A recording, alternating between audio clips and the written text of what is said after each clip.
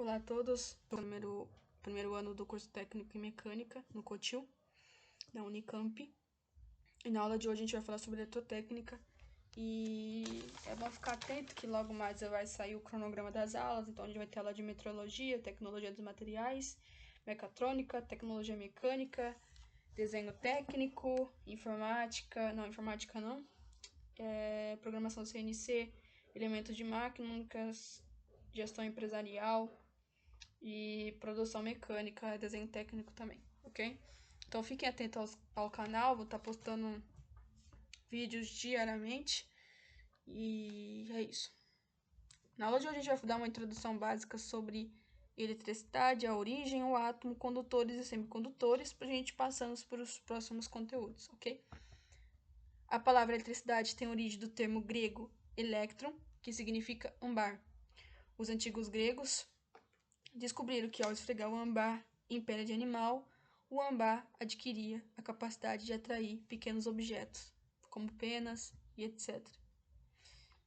Ao longo de vários anos, cientistas descobriram que a eletricidade parece se comportar de maneira previsível, inconstante em dadas situações, ou quando sujeitas a determinadas condições. Estes cientistas, como Faraday, Ohm, Lenz e Kirchhoff e etc., observaram e descreveram as características previsíveis da eletricidade e da corrente elétrica sobre as formas de regras. Estas regras receberam o nome de leis, ok? Vamos dar uma contextualização rápida aqui sobre tudo que eu disse até agora? Bom, a eletricidade, é bom saber esse conceito, né? Porque, por exemplo, você está fazendo um curso técnico, você tem que saber da base do conteúdo. E outro ponto que vale ressaltar, desculpa se eu estiver falando muito rápido, é que o meu limite para o computador é 10 minutos por vídeo. Então, os vídeos não podem ter mais de 10 minutos. Então, é importante vocês ficarem bem atentos ao que eu estou passando. E quando for conteúdo complicado, pode deixar que eu vou explicar tudo direitinho. Mas o que eu estou dizendo aqui é basicamente que a palavra elétrico vem do grego, que significa ambar, que foi lá que tudo começou. O ambar é um mineral translúcido, semitransparente amareirado, no qual sua forma natural é composto de resina fossilizada. E os gregos descobriram que ao esfregar isso, criava um atrito que podia atrair objetos leves, como penas. Então, basicamente, é isso. E então, para essas coisas misteriosas que eles não tinham conhecimento, essas forças de atração e repulsão demonstrada pelo ambar, quando esfregado pelo pano e etc., eles estavam querendo descobrir a resposta para essa pergunta: o que é eletricidade? E, querendo ou não, essa pergunta ainda permanece ainda sem resposta, embora a gente possa definir a eletricidade como aquela força que move os elétrons. Isto basicamente é a mesma coisa que dizer que a eletricidade, que o motor é a força que move um automóvel. Então a gente descreveu o efeito, não a força. Então basicamente a gente não tem uma boa resposta para o que é eletricidade. O que a gente sabe é que a gente sabe bem mais que os gregos, que os gregos, acerca da natureza fundamental da eletricidade. Então a gente começou a dominá-la e usá-las. E como eu disse aqui logo acima aqui, a gente criou, a gente percebeu que a eletricidade ela possui características previsíveis. E, ou seja, então a gente conseguiu dominar e usar ela a nosso favor. E hoje em dia a gente utiliza ela para basicamente tudo, tá bom? Então foi um grande, grande avanço. Segundo ponto, o que é um átomo? O átomo é a unidade fundamental da matéria e a menor fração capaz de identificar um elemento químico, pois detém sua identidade. Ou seja, um átomo ele é composto por um núcleo, é como se fosse o Sol, e em volta os elétrons, que é o sistema solar, uma analogia.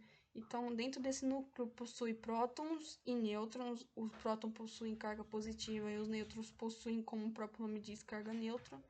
E os elétrons possuem carga elétrica negativa.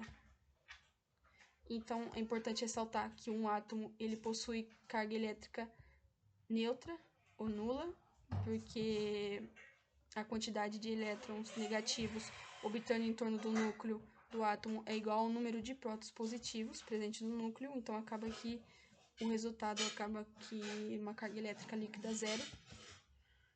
E caso o número de prótons seja maior que o número de elétrons, esse átomo possui carga elétrica positiva, porque o próton ele possui carga elétrica positiva. E caso o número de elétrons seja maior que o número de prótons, esse átomo possui carga elétrica negativa. Agora vamos falar um pouco sobre os condutores e os isolantes. Os condutores é a substância que permite o livre movimento do grande número de elétrons, então são chamados condutores. Então, o material que é um material condutor é um material que permite o livre movimento dos elétrons. Em contraste com os ruins condutores, que no caso são isolantes, são substâncias como borracha, vidro e madeira seca, que possuem muito poucos elétrons livres. Nesses materiais, grandes quantidades de energia devem ser despendidas a fim de libertar os elétrons da influência do núcleo. Ou seja, num material como um bom condutor, a quantidade de energia que os elétrons têm que realizar para se movimentar entre si é bem menor do que no caso dos isolantes, que a quantidade de elétrons para a condução desses materiais são bem poucas. E existem os semicondutores, que não são materiais tão bom condutores, tão pouco isolantes, que pode ser representado como o germânio e o sílico. Ok? Então, basicamente é isso. Então, vocês conhecem quais são os condutores, que são o ouro, o prata, o cobre, o alumínio, o xantante, o níquel, o cromo, e os isolantes, borracha, madeira, plástico, cerâmica e vidro. Ou seja, esses materiais isolantes, eles não permitem que os elétrons se movimentem com facilidade.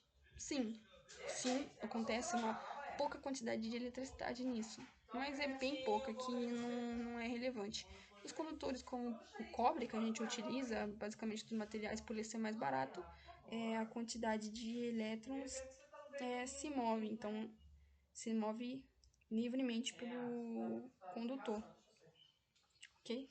Então, basicamente, essa foi a aula, a gente deu uma introdução básica, e nos próximos capítulos a gente vai falar sobre eletricidade estática, sobre magnetismo, e enfim, a gente já vai introduzindo as leis existentes, como a lei de Ohm, a tensão elétrica, corrente elétrica e etc, ok?